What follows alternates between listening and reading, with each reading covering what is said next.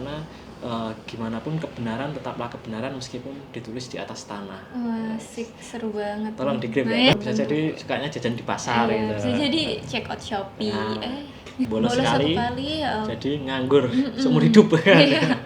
Iya sih. Nganggur seumur hidup jadi gak berguna. Tanya kenapa kamu ADHD? Karena aku kurang fokus. Kenapa kamu kurang fokus? Karena aku ADHD. Itu muter doang ya. Ada argumen nih, cewek pasti benar. Nah, kenapa cewek pasti benar? Karena dia cewek. Tapi itu benar. Timothy Ronald kan mengklaim dia tuh sudah sampai kantor sebelum semua pegawainya sampai kantor. Nah, seperti itu kan nggak bisa kita bilang malas ya. Iya, kalau punya SIM nggak dicegat polisi. Ya. Punya SIM nggak diberhentiin polisi. Ini orang baru punya SIM malah nyari tempat-tempat kegiatan supaya diberhentiin polisi. Tapi tetap aja nggak diberhentiin.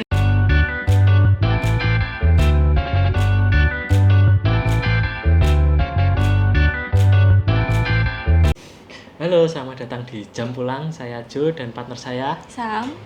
Oke, ini adalah video pertama kita di channel Jam Pulang. Kita bikin channel namanya Jam Pulang. Kenapa ini namanya Jam Pulang? Soalnya channel ini itu kita susun, kita proses dan kita produksi di setelah jam pulang. Harapannya setelah jam pulang ini kita tetap bisa bermanfaat. Amin. Oke, jadi di topik pertama kita akan bahas yang namanya logical fallacy atau sesat pikir. Jadi mungkin kamu pernah ngalami nih ketika berargumen dengan lawan bicaranya, yang diserang itu bukan argumennya tapi orangnya. Betul. Beberapa kali pernah. Atau ketika kita sedang bersosmed, kemudian ada influencer yang mengatakan statement A, langsung serta-merta kita percaya. Nah, itu bisa jadi kita semua sedang mengalami yang namanya logical fallacy atau sesat pikir. Jadi apa sih sebenarnya logical fallacy itu? Oke. Jadi logical fallacy itu sebenarnya adalah cara berlogika, cara berargumen yang kedengarannya seperti logis. Kedengarannya logis, tetapi sebenarnya menyesatkan. Nah, ini berbahaya karena sepertinya benar, tetapi menyesatkan. Iya, itu yang harus berhati-hati. Untuk itu kita perlu tahu apa itu logical fallacy, itu sesat pikir. Betul. Nah, sebenarnya tuh Jo, sebelum ini tuh aku tuh udah mempersiapkan beberapa contoh nih, statement atau kejadian-kejadian yang sebenarnya agak bisa saya pertanyakan ya secara pribadi ya. Nah, bisa nggak sih di kesempatan kali ini kita bahas bareng-bareng ya? Boleh. Oke. Ya, langsung aja ya ke contoh yang pertama. Ya, nih. Kalau beberapa kali ya berkunjung ke X itu ya, beberapa orang dengan DP-DPN nih atau DP Korea itu kalau punya statement. Iya benar, kalau punya statement tuh kayak sering dipermasalahkan atau dipersalahkan oleh pengguna X yang lain tuh gimana? Nah, ini jadi ada X itu kan tempat sosmed paling keras ya bisa dibilang ya. Kayak kamu ngomong itu pasti ada yang bilang kalau itu salah ya.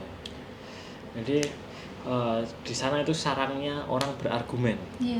Jadi ketika sering dalam berargumen itu ada orang-orang atau profil-profil yang menggunakan foto profilnya itu gambar anime atau artis-artis Korea gitu. Benar. Nah, kan? Jadi ketika perdebatan itu terjadi dan salah satu yang berstatement itu menggunakan PPN itu langsung didiskreditkan argumennya. Benar. Dianggap argumennya nggak valid.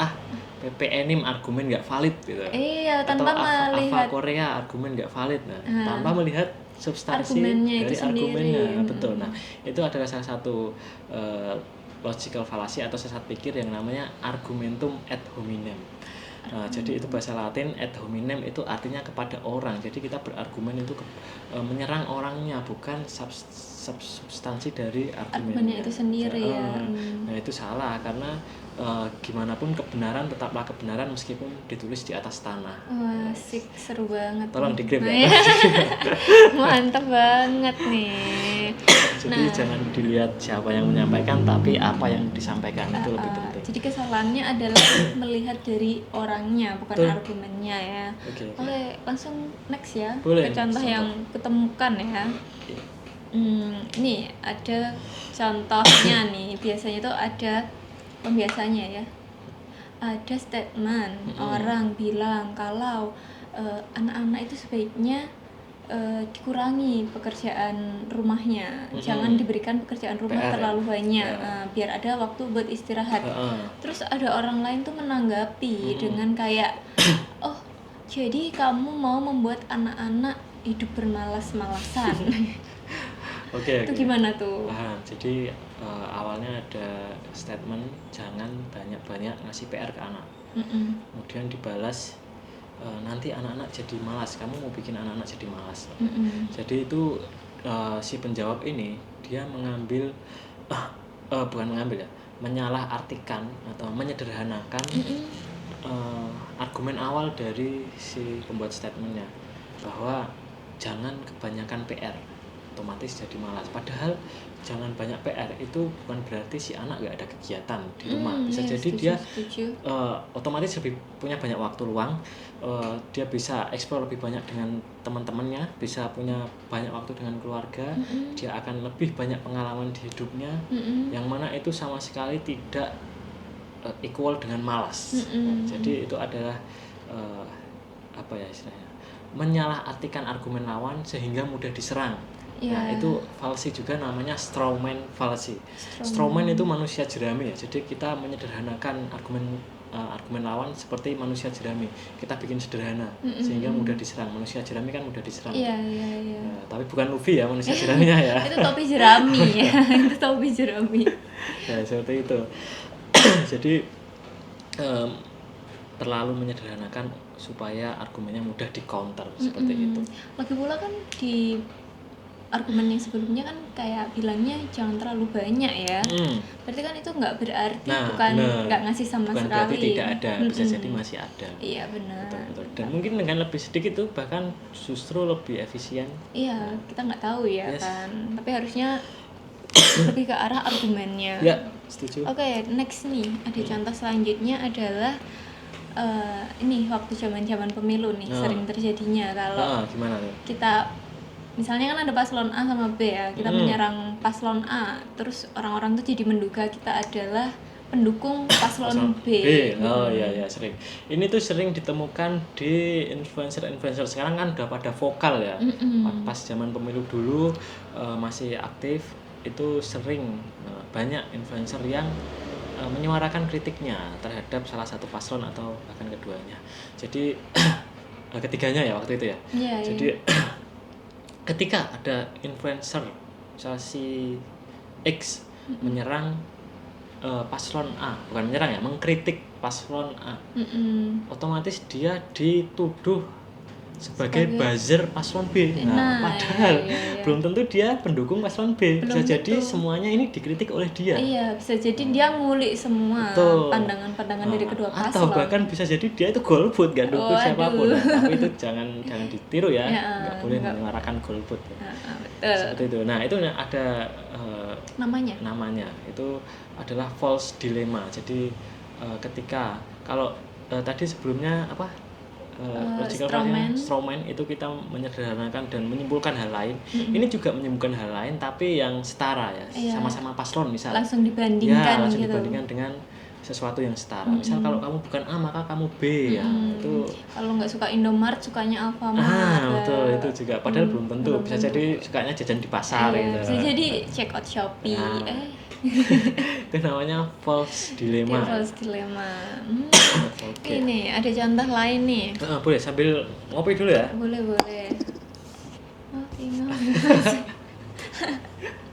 Next apa sama? Nah, contoh selanjutnya itu kemarin tuh nemunya ini loh, kayak ada sebuah kejadian nih, seorang anak bolos sekolah 1 kali, kemudian tuh ada penghakiman kayak gini.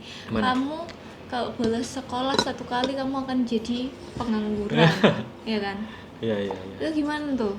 Nah itu ada juga namanya.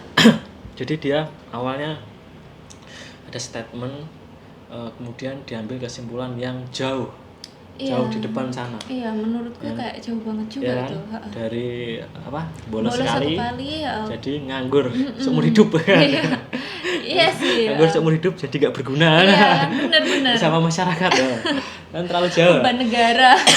Terlalu jauh. Jadi itu juga ada namanya itu slippery slope. Jadi slippery slope itu adalah lereng yang licin. Jadi ketika kita terjatuh akan jauh jatuhnya. Seolah-olah kita lagi kondisinya ada di atas lereng yang licin. Yang licin ketika jatuh akan sangat jauh. Padahal belum tentu kita jatuhnya sejauh itu, atau bahkan belum tentu kita itu jatuh. Iya benar juga. Ketika bolos bisa jadi ada hal bermanfaat yang dilakukan yang memang nggak bisa berbarengan dengan waktu sekolah itu atau waktu apapun itu. Jangan dia lagi part time juga malah lagi kerja.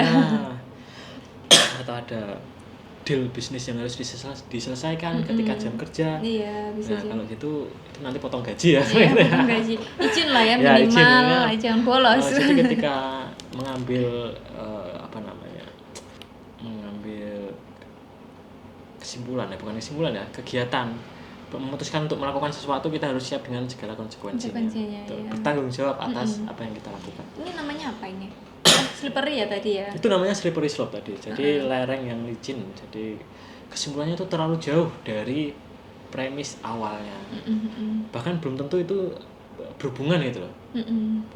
Hubungan kausalitasnya kecil. Iya, kausalitasnya kecil karena kesimpulannya sangat jauh ke depan. Nah, ada contoh lain lagi nih. Sekarang kan banyak ya influencer. Nah, ini spesifik ke influencer kecantikan. Biasanya kan influencer kecantikan tuh kayak memperkenalkan produk tertentu gitu ya. Nah, terus pengikutnya itu serta-merta meyakini bahwa produk yang diperkenalkan ini kayak ya pasti baik. Benar, pasti baik, pasti benar, pasti berfungsi, pasti bermanfaat gitu. Gimana tuh? Nah, kayak gitu itu namanya appeal to authority. Jadi ketika ada orang besar yang punya power, punya influence bicara, otomatis dipercaya gitu. Nah, padahal belum tentu orang itu yang pertama ada landasan hukum yang jelas, belum tentu orang itu melakukan riset, belum tentu orang itu punya background di bidang itu. Nah, jadi ketika hal itu tidak terchecklist, perlu kita lakukan uji ulang. Jadi nggak serta-merta percaya. Boleh kita mendengarkan orang, tetapi perlu kita kaji ulang, perlu kita uji ulang, perlu kita riset ulang. Apakah pernyataan itu benar? Nah, kecuali kalau mungkin kita mau percaya ke otoritas, percaya kepada yang sudah berlandasan hukum dengan jelas. Misal kalau contoh tadi kosmetik itu kan ada BPOM-nya ya. Nah, BPOM itu sendiri itu juga merupakan otoritas yang bisa kita percaya. Dalam hal ini itu otoritas yang berlandasan hukum, karena berlandasan hukum sudah dibuat resmi oleh pemerintah, yang memang tugasnya untuk memverifikasi, menguji hal-hal yang emang layak dikonsumsi oleh masyarakat. Seperti itu.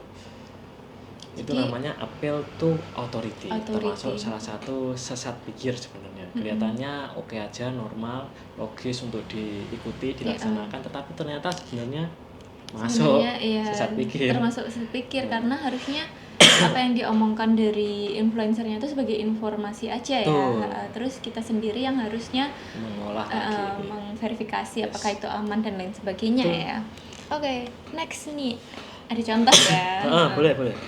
Pada zaman dulu kan orang-orang tuh percaya kalau bumi itu pusat alam semesta. Tapi saat Galileo Galilei menemukan fakta lain ya. Dia tuh menyatakan ternyata tuh matahari pusat alam semestanya. Jadi bukan bumi yang dikelilingi planet-planet lainnya, tapi matahari lah yang dikelilingi planet-planet lainnya termasuk bumi gitu. Itu mirip-mirip yang tadi tuh. Kalau tadi istilahnya kan appeal to authority fallacy ya. Kalau yang sekarang itu appeal to popularity.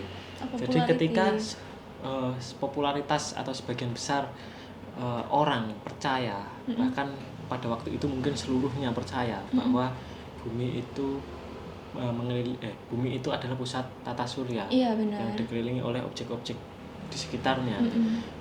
Ternyata di kemudian hari setelah ditemukan teknologi teropong dan lain sebagainya, ditemukan oleh Galileo ya. Galileo Galilei bahwa ternyata pusat tata surya itu matahari, bukan bumi. Seenggaknya pusat tata surya kita ya, galaksi Bima Sakti ya. Itu ternyata matahari lah yang dikelilingi oleh objek-objek lain termasuk bumi dan planet-planet lain. Nah, ternyata yang dipercaya oleh popularitas oleh sebagian besar banyak orang ternyata belum tentu benar. Jadi itu termasuk logical fallacy yang ini mungkin sedikit tricky ya, karena sebagian orang percaya. Jadi itu agak sulit ya sedikit tricky, tapi itu termasuk sesat pikir juga. Jadi belum tentu yang dipercaya kebanyakan orang itu benar. Jadi ini tuh kayak sangat bisa ya diterapkan di zaman sekarang ya kan. Zaman sekarang kan kayak mungkin ada kepercayaan yang udah diyakini banyak orang. Apa itu? Ya banyak lah ya. Jadi harusnya kita secara mandiri menguji ulang ya kepercayaan itu ya. Jadi semuanya tetap perlu diuji ulang ya, walaupun kebanyakan percaya bahwa itu benar ya. Jadi tidak semudah itu untuk mendapatkan informasi yang benar. Yang benar, oke. Terus ini ada contoh lain lagi nih. Ini tuh sebenarnya obrolan lucu dua sahabat ya. Gimana? Jadi tuh gini, si A nih nanya kan ke si B ya, kamu kenapa punya ADHD gitu kan. Terus si B ini jawab, iya soalnya aku kurang fokus gitu kan. Terus si A nanya lagi lah, kenapa kamu kurang fokus lah? Karena dijawabnya ya karena aku ADHD. Muter-muter doang. Iya, jadi tuh nggak ada informasi di pembicaraan ini. Sebelum kita jawab, sebelumnya pengertian ADHD itu apa? Jadi ADHD itu singkatan kepanjangannya adalah Attention Deficit and Hyperactive Disorder ya.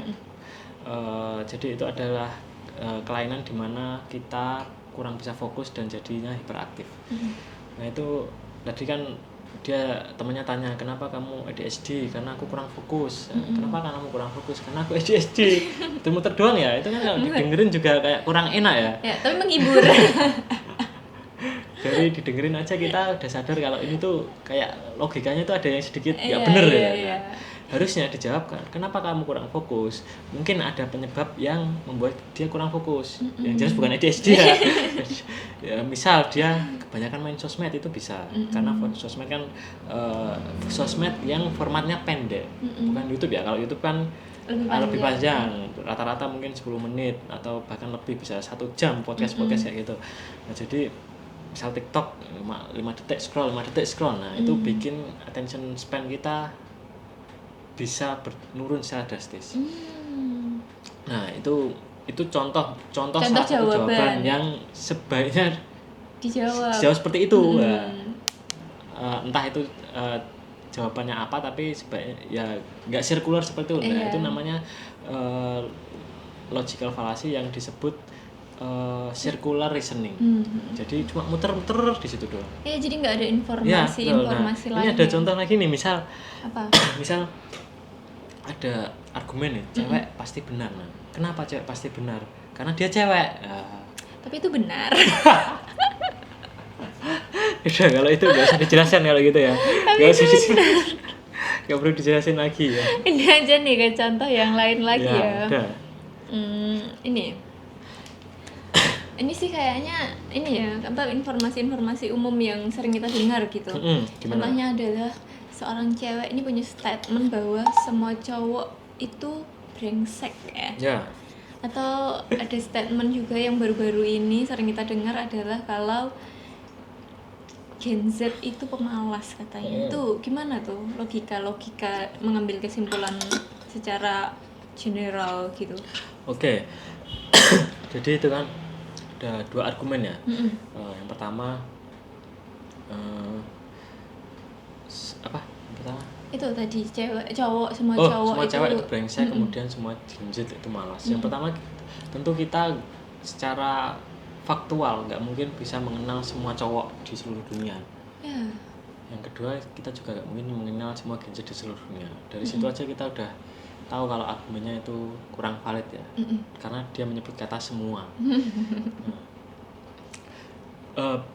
Bisa jadi argumen itu terbentuk oleh dia karena dia memang mengalami seperti itu, tapi tentu tidak semua. Mungkin dia kenal beberapa cowok di sekitarnya lah ya, dan dia kecewakan cowok beberapa kali sehingga menyebut semua cowok itu brengsek. Padahal kan belum tentu, ada juga mungkin cowok yang gay. Genuine.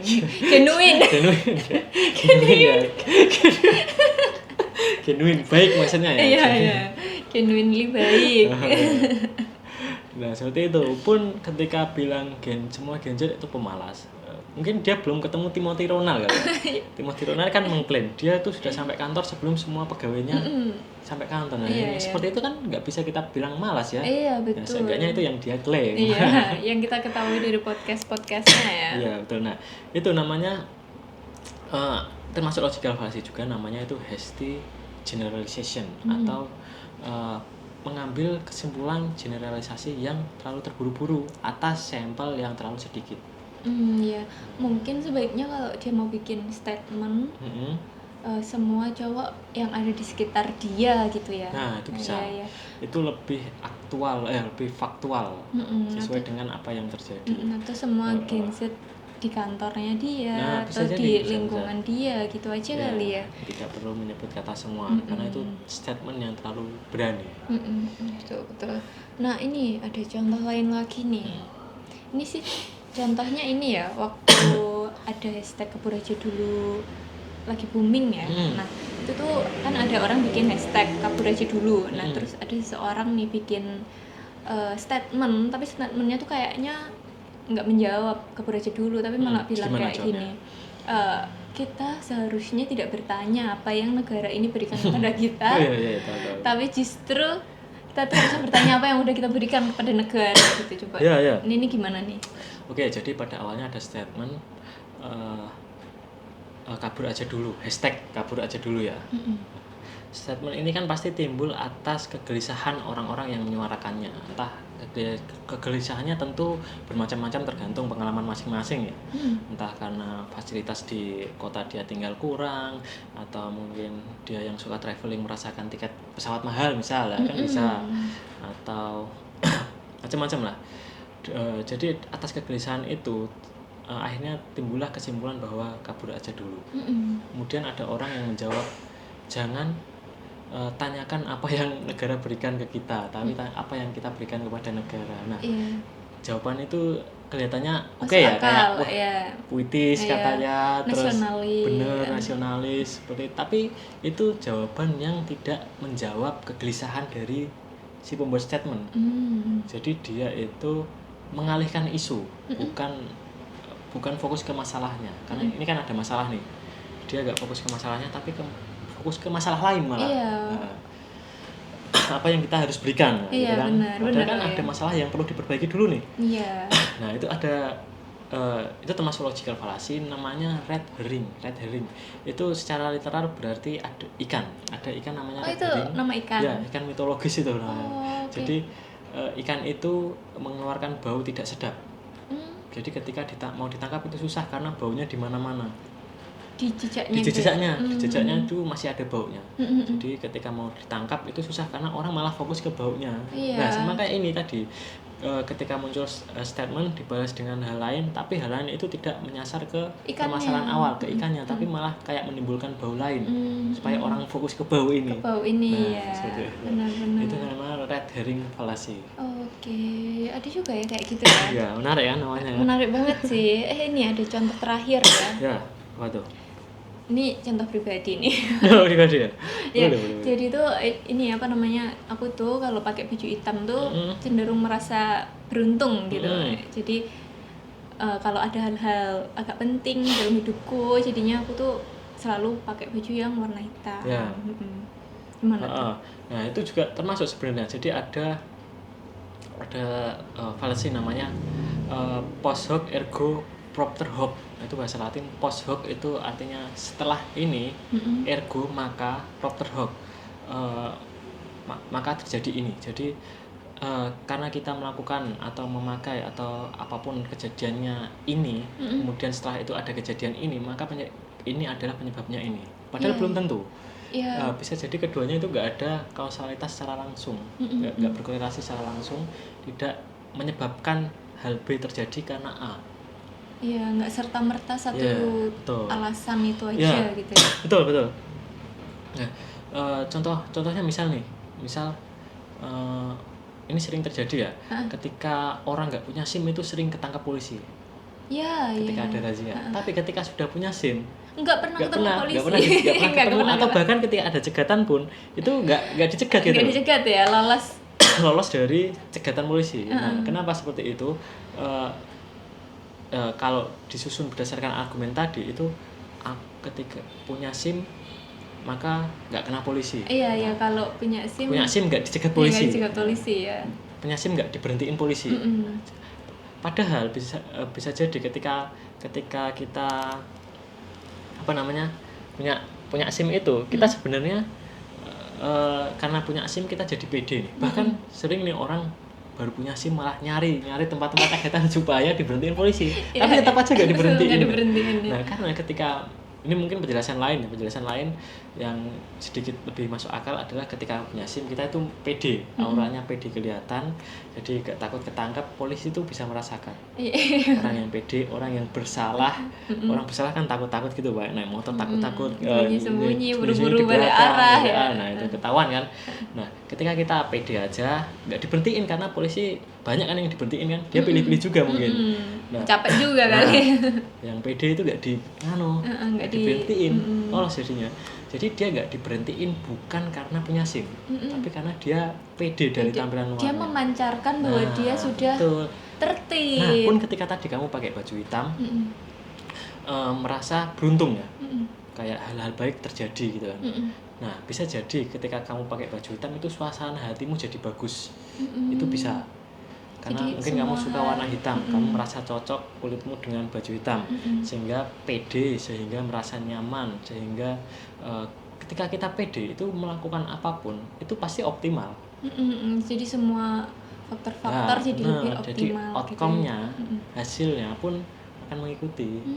Nah, itu penjelasan lebih logisnya seperti itu. Jadi nggak sesederhana pakai baju hitam, beruntung, punya SIM, nggak diberhentiin polisi ya. Benar. Jadi karena PD-nya itu tadi ya mungkin ya. Nah, ini tadi tuh kita udah bahas 10 ya, 10 logical fallacy yang sering kita ketemui. Nah, sebenarnya kita perlu nggak sih tahu 10 logical fallacy ini secara detail? Kalau tahu, sebenarnya yang perlu kita pahami itu adalah